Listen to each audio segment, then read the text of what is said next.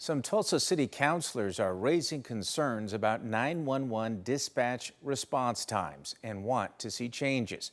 As News Channel 8's Tanya Motorzycki reports, those push for changes are coming at a perfect time with budget talks underway. Tanya? Bert, these concerns with dispatch response times is not new. Some city councilors have been pushing for this for 2 years now. And with budget talks, as you said, they say it's the perfect storm to go ahead and really look at 28 specific incidents that have been in the media over the past 2 years to use as examples to see if maybe better response times could have saved some lives. Well, when you call 911, you want someone to pick up because that's your lifeline. When it comes to the 911 dispatch center here in Tulsa, Captain Richard Muhlenberg with Tulsa Police says response time is always a concern.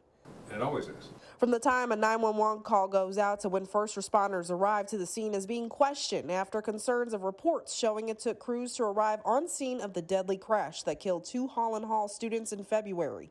Muhlenberg says it took 7 minutes for first responders to get to the scene, but then it took more than 10 minutes to find where the car was in the ditch.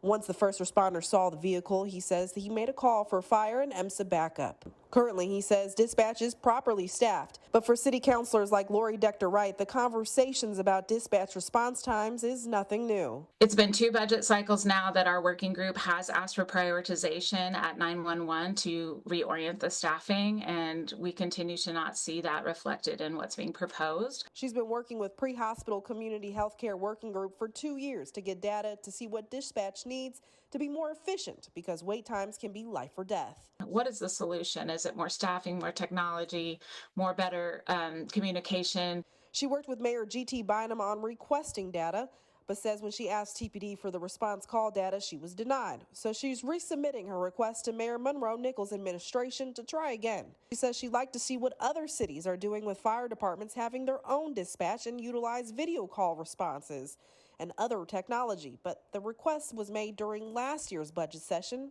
and it didn't go anywhere, she said. We can't reorganize if we can't show that it needs to be reorganized. Now, there is a budget that needs to be finalized by city councilors by June 11th. There are 2 public hearings for that budget in between now and then. I will have those on KTUL.com. But also, within the last 20 minutes, I received a statement from the city of Tulsa from Public Safety Commissioner Laurel Roberts, and in part that says, I regularly receive positive feedback about our public safety teams with all the unique challenges they face, and the mayor and I are dedicated to making Tulsa the safest big city in America. I'll have that full statement online as well. Live, Tanya Motorzycki, News Channel 8.